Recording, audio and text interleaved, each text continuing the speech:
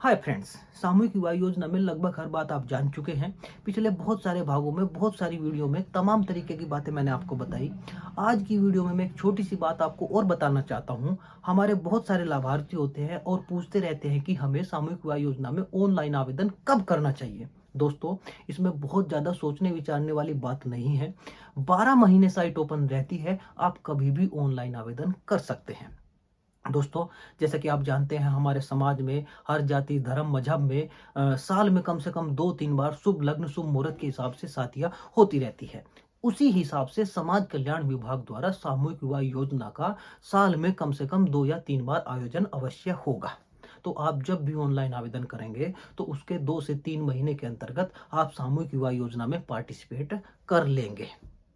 तो दोस्तों, जब भी आपकी शादी तय हो जाती है, फिक्स हो जाती है, वर वधु दोनों राजी हो जाते हैं, तो आपको ऑनलाइन आवेदन कर देना चाहिए। बस एक चीज का ध्यान रखना होगा कि आवेदन का जो दिनांक है और आयोजन जब शादी होगी सामूहिक विवाह योजना के अंतर्गत, उसका जो दिनांक है उसमें कम से कम 7 दिनों का अंतर होना चाहिए, 7 दिन का डिफरेंस होना चाहिए। क्योंकि ऑनलाइन आवेदन के बाद एक जांच भी होती है, देखा जाता है आप पात्र है या नहीं है, तो उसमें कुछ समय लगता है। और सॉफ्टवेयर इस तरीके से डेवलप है सामूहिक विवाह योजना का, उसमें 7 दिन का अगर अंतर होगा तो ही आप उसमें टेक्निकल रूप से व्यावहारिक रूप से पार्टिसिपेट कर पाएंगे, नहीं तो पार्टिसिपेट नहीं कर सकते।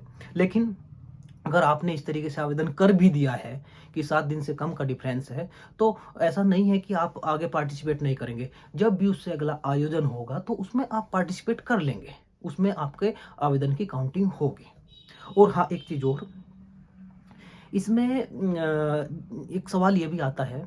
हमारा वित्त वर्ष 1 अप्रैल से शुरू होता है और किसी ने मानकर चलिए मार्च में आवेदन किया है और इस साल वह इस वित्त वर्ष में पार्टिसिपेट नहीं करता सामूहिक विवाह योजना में, तो क्या अगले साल उसके फार्म की काउंटिंग होगी? बिल्कुल होगी दोस्तों। आप कभी भी जब भी ऑनलाइन आवेदन कर देते हैं, तो जब आगे का सामूहिक विवाह योजना का आयोजन होगा, चाहे वो अगले वित्त वर्ष में होगा, तो आपका फार्म माना जाएगा और आपका फार्म वहाँ गिना जाएगा और आप सामूहिक विवाह योजना में अवश्य ही पार्टिसिपेट करेंगे। तो दोस्तों, इसमें आप इस चीज़ को समझ गए होंगे कि आपको कब आवेदन करना है। और हाँ, एक चीज़ और कि जो मैंने पहले वीडियो में आपको बताया था कि अगर लक्ष्य से ज़्यादा आवेदन आ जाते हैं बहुत बड़ी संख्या में, तो फिर प्रथम पावक के आधार पर जोड़ों को चयनित किया जाता है। यानी उन्हें लाभ दिया जाएगा जिन्होंने पहले आवेदन किया है। जो सबसे पहले आवेदन कर लेगा वह प्राथमिकता के आधार पर पार्टिसिपेट कर पाएगा। तो दोस्तों, जब भी आपका मन हो जाता है, वर वधु दोनों राजी हो जाते हैं, वर पक्ष वधु पक्ष, तो आप इसमें लाभ प्राप्त करने के लिए तुरंत ही ऑनलाइन आवेदन कर दें।